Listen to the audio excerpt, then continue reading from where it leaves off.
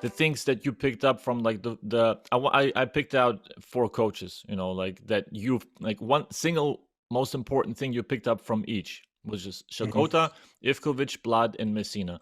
And if you like, you played for a lot of coaches, but like if you can pick out one small thing that you picked up from each, or maybe they have something in common that you really hold until this day that you remember and you like, man, that's that I cannot unknow that.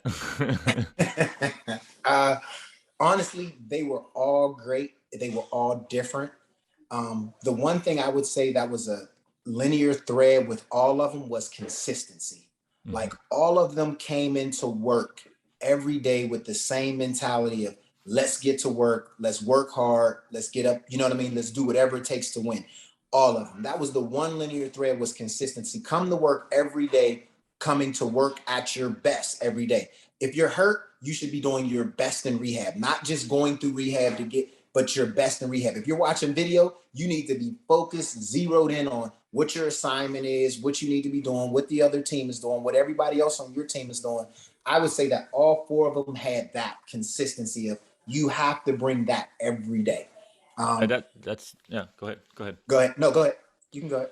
No, that's I think that's a trait of any successful professional. You know, like if you think of like just be consistently persistent, like just continue to grind.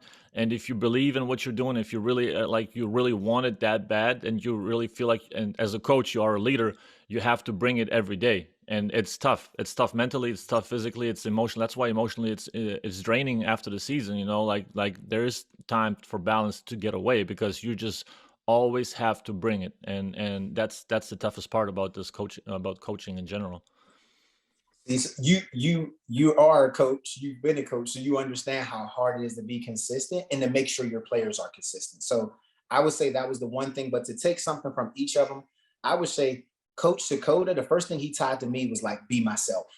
I had really played on teams that really allowed me that, but on the bigger teams, it's always the stereotype of like you have to be different, you have to conform, you have to fit into what everybody else wants you to be. But like Coach Sakota always told me, like be yourself, whatever that is. If that's playing fast, if it's taking a bad shot, I'll decide if you stay on the court or not, right? Like if you're Yeah. being selfish, I'll be the one to decide, but always be yourself. So that was the one thing he taught me at that level that was like truly, truly key for me because Yeah. it plays into what the other coaches may have done or may didn't do with me. So I would say for him, it was that. For Coach Ivkovic, it was like the one thing I always remember about him, which is crazy, is like, you better play defense in order to play offense. Like he's the first one that made me really focus in. Like, if you're the best defender, you can do anything you want on offense. So he gave me the freedom to kind of be myself offensively, but defensively, he made me take my defensive game to a whole nother level. Like, I had never been with somebody that was like, defense, defense, defense, like all the time. Like, if I made one mistake, he was like, that's terrible. I used to be like, man, like all these other good but he rode defense. But I'll honestly say he gave me the freedom to play offense. So the one thing I will say is like, that's the first time I really started believing defense wins championships, because people say that, Yeah. but they don't coach that way. Yeah. Like Yeah. mistakes happen, but they'll be like, hey, you got to be over. But like he wasn't like that. It was like, JR, you're the point guard. You're the one that starts everything. If you don't do this, how can I expect him to do it? How can I expect him to do it?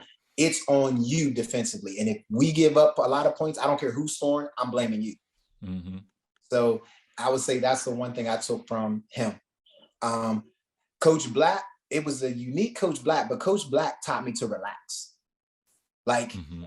it's a funny thing, but I didn't get Coach Blatt when I was early in my career. I got him when I was, 29, 30, and I was growing as a player, and I felt like I could understand the game a lot better. Hmm. But I always felt the pressure once I got to Seska, like, if you don't win, it's the end of the world.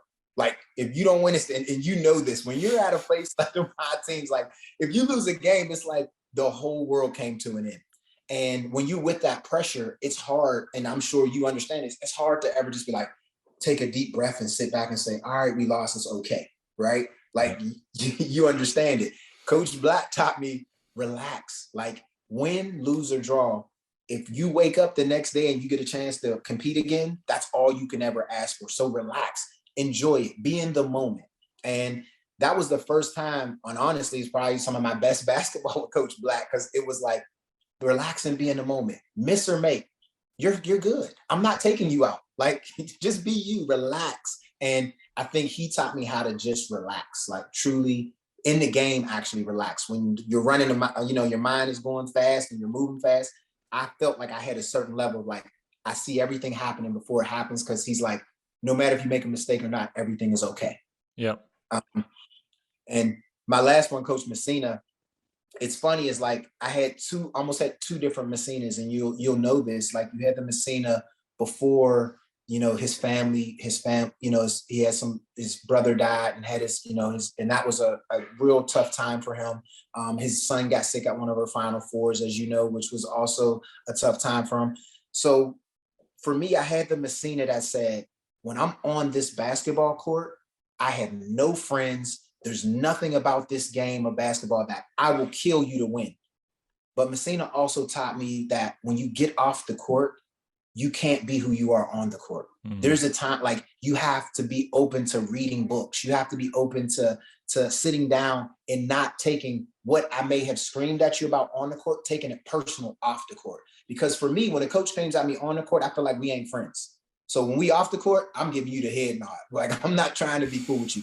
But Messina kind of taught me the difference of, like, when you're on the court, it's focused, it's competitive, you're a warrior, no friends. But off the court, I need you to be open to letting me talk to you as a man and ask you about your family and certain things, because I would take it personal. You know how Coach Messina is. He's so tough on the court. It's like, I don't really want to be cool with you off the court. I don't really want to be your friend. And he taught me that, though, like, hey, there's a certain, like, I'm this way on the court, but I'm a human off the court too. When someone in my family's hurt, I'm hurt. If I say hello to you and you don't speak to me off the court, that affects me, because I'm a man. I'm a human just like you, even though you see me as this hard-nosed militant coach. That's not, who I am off the court. So he really taught me that. So I would say all of them taught me something different, both on and off the court.